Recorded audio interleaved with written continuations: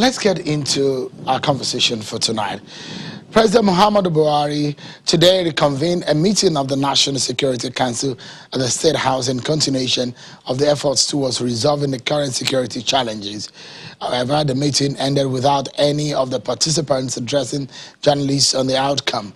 At the last meeting, the National Security Advisor stated that President Buhari was determined to reduce the insecurity in the country. According to the president, the insurgents, bandits, criminals are still at it, and there is no doubt that the Nigerian security agencies, with the cooperation of all, will overcome all the current problems. The president said that violence on innocent people by anybody and any group is unacceptable and indefensible. The presidency went further to say that hate and bigotry have eaten so deeply and violates the sanctity of life. He says that if we allow this culture of violence to go unchecked, such mobs would destroy law and order.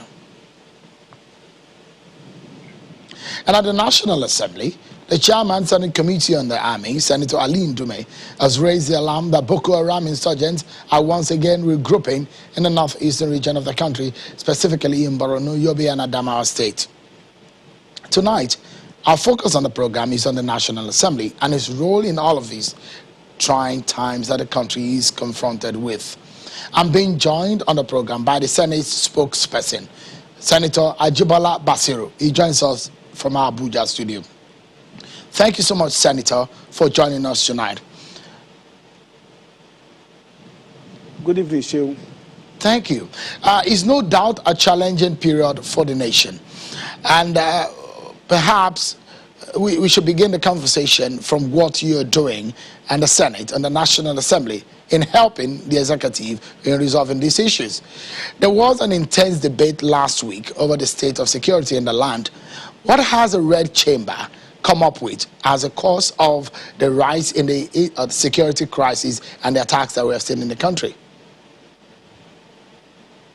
Yeah, thank you, Shehu. And I think the topical nature of issue of security cannot be overemphasized. At the plenary of the Senate, last week, the issue of security was thoroughly considered, and the leadership allow all shades of opinion and position to be taken on that. Eventually, certain fundamental resolutions were agreed to. One of the resolutions has to do with seeking audience with the presidency on the need to further take the issue of security very serious. And of course, you can also see from your roundup that there has been the security summit of the top level operatives and the officials of government at the federal level to address the issue of security. It spilled over from last week to this week. So I believe that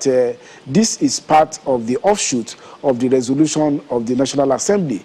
Secondly, the National Assembly, particularly the Senate, resolved to also have a closed-door meeting with the head of security agencies. The meeting ought to have held today, but for the National Security Summit being held at the presidency. So the business of the Nigerian Senate on Thursday will be to have this closed-door session so that the representative of Nigerian people in the Senate will be able to hear directly from the heads of the various security agencies what have they been doing, what are the challenges, and in what way that the National Assembly could be of support. And of course, at that plenary sitting, the Senate President, Dr. Ahmed Lawal, made it clearly the readiness of the Nigerian Senate to support in terms of any necessary legislative reform and, of course, power of appropriation and oversight to ensure that there is a value for money for the country and that proper equipment and the technology is deployed towards addressing the issue of insecurity. And of course, on a more fundamental note was also a resolution that seek for the National Assembly to look at its previous report on the security situation in the country, whereby certain far-reaching resolutions were taken, which, if implemented by the executive and also legislated upon by the National Assembly, will be of help in addressing this very serious problem of insecurity. And one of these has to do with looking closely at the security architecture and coming up with a framework to decentralize the Nigerian police structure. As it were today, the size of the country geographically, the size of the population, and the competence in terms of manpower and technology is such that we will not be able to address this problem of insecurity. And it's also very important to point out that this issue of insecurity has to be looked at it from two perspectives. There is the high-level insecurity, which is of a military grade in the form of Boko Haram insurrection and the so-called act of banditry, which actually should be characterized as subversive elements trying to undermine, the unity, cohesiveness, and the peace of the country. So they should really be seen as not just mere, offenses, but as offenses of a treatable, nature, and that constitute a direct threat, to national cohesion and national security, Senator, and should be addressed in a military way. And Senator, of course, the general insecurity of petty, offenses, armed robbery, kidnapping also have to be taken with all seriousness that they deserve by ensuring decentralization of the police along zonal line with budgetary autonomy and operational, autonomy.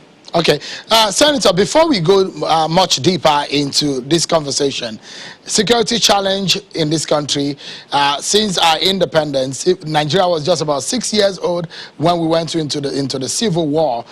We're due for a break, but the question I was asking is, a lot of Nigerians want to know what caused the sudden spike and the spate of attack that we saw. All of a sudden, the whole nation seems to be engulfed by this security situation. Just in 10 seconds, what do you think caused this spate of attacks that we've seen? I don't think it's something we can deal with respect in 10 seconds, as you said. And of course, the problem of insecurity has been pervasive. We should not, why not making an excuse for the present state of insecurity? We should not forget that at some point there were even security incidents at the nation's capital.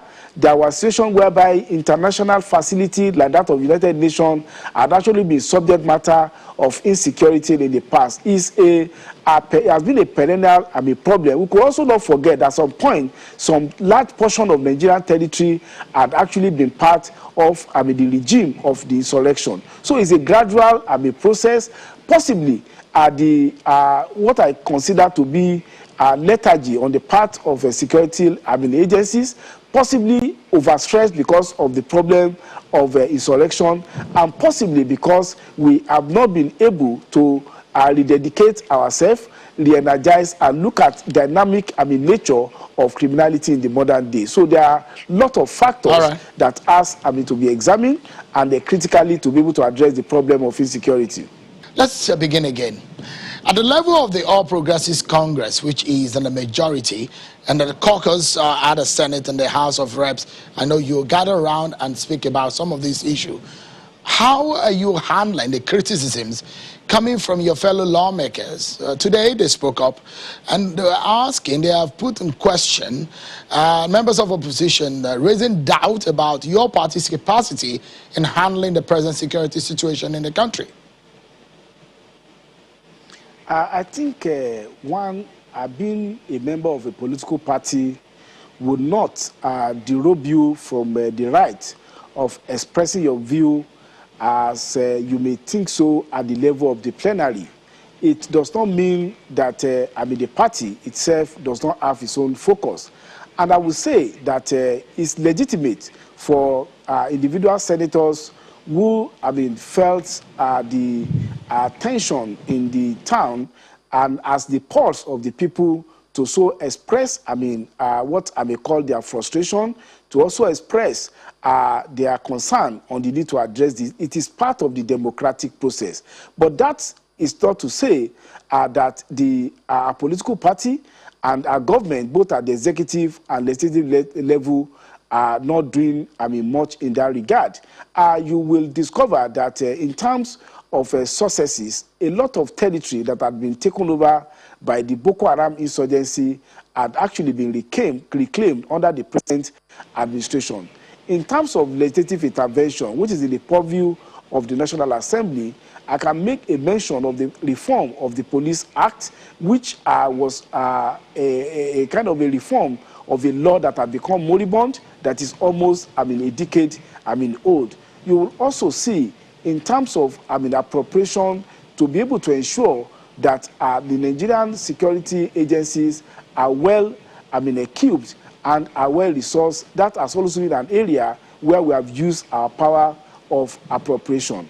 Of course, everywhere in the world, and I say this without derobing from the importance of the need for us as a government to attend to the issue of insecurity with all seriousness that it serves, is confronted one way or the other with the problem of insecurity. The challenge has always been, how do you be able to rise up to the occasion and address these challenges? And as you can see, the president rising from the security summit just concluded about this evening, and of course with the interface that the National Assembly will be having with the security chiefs on Thursday, solutions and therefore proper directions will also be given in order to address these challenges. I take the view that even when our party was not in government, it has not been that there has not been problem of insecurity, but we cannot pass the buck. We must take the bull by the horn. We have responsibility as a political party, as the party in government at the executive and legislative level, to do all to ensure the security, and we are definitely committed to that, and we shall do that. So I believe that with all these efforts, with all the hands being on the deck, and with our commitment to make necessary appropriation in terms of strengthening the personnel requirements, in terms of technology-driven solutions to our security challenges, and in terms of looking at institutional framework for more effectiveness and for a robust engagement with the stakeholder in the security sector, we will be able to overcome this challenge. What makes human being to tick is the ability to be able to overcome such kind of challenges. This is a challenging time for our country, but with cohesiveness, with dedication, with commitment, and with sincerity, we believe we overcome the problem of insecurity. So I'm going to ask you now to tell us, what have you been successful in as the Senate or the National Assembly in terms of legislation since this uprising began? What have you been able to come up with? The job, in order to address your question, you first know what is actually what are the functions of the National Assembly. Our functions is threefold by the Constitution. One, to make law. I've made reference to the reform of the Police Act, which is being implemented and which has introduced the idea of community policing. So in terms of legislative intervention, we have been able to come up with that. Then secondly, in terms of our engagement with the stakeholder in this regard, I've also mentioned the Security Summit called by the National Assembly, and which has come up with far-reaching resolutions, which is part of what is on the table in the National Security Summit that is being held at the executive level. Then in terms of appropriation power, if you look at the appropriation since particularly the 9th Assembly has been put in place, we have given ample consideration not only at the level of service-wide vote, but level of specific procurement of necessary equipment, fighter jet for the Air Force, strengthening our Navy, and of course, getting modern equipment for the ground forces has been part of our appropriation. Of course, expansion of capacity of the law enforcement agency is also part of appropriation. So I would say that both in the area of lawmaking and the area of appropriation, we have been able to do some. Then the third aspect of our function is that of oversight. I am a member of the Committee of the Senate on the Air Force, and I know that in the past 1 year, we have been to virtually all the formations to see for ourselves and be able to make necessary suggestions in order to ensure that the capacity and utilization of resources deployed are used in a way that goes into fighting insecurity and for efficiency, and to stamp out corruption in those sectors. Perhaps on a final note, there's been debates over creation of multi-level policing in the country. Some governors have come out to say they want state policing. Give us an update on the stance of the Senate in this regard. What are you and your colleagues thinking about what the governors are asking for? Some of them will say they don't have the powers. We heard the Minister of Information saying that some of these crimes and criminality is happening around the country. The state governments at those levels should be responsible for those situations. I would say that the Senate has not taken a position, but I am aware as a member of Constitutional Review Committee representing my state of Osun, there are 2 bills already before the Constitutional Review Committee of the Senate, headed by the Deputy President of the Senate. And that is a bill from my humble self, Ajibola Bashiru, talking about setting up a state police. The other bill is from the former Deputy President of the Senate, Senator Ike Ekwerebadu, also on the same subject matter of setting up state police. I also have a bill, to my name, which also seek that even within the context of the National Army Police, there should be decentralization along 7 zonal lines, such that there will be zonal advisory council and zonal command that would be budgetarily autonomous and also operationally autonomous to ensure that the challenge of geography, the challenge of population, challenge of manpower, and challenge of easy deployment will be addressed if we centralize the police. I believe these are part of legislative action that are in the pipeline to address the problem of insecurity. And I surely believe that there's a need for the state authorities to have a say, to have power to be able to address problem of security. You cannot call a governor chief security officer of a state when he cannot even command a divisional police office. Then the large nature of our country will not accommodate the overly unitarized and centralized police structure that we have in Nigeria. Senator Ajibola Bashiru, Senate spokesperson, thank you so much for your time tonight. Yes, I'm happy being here talking about this very important discussion. Thank you.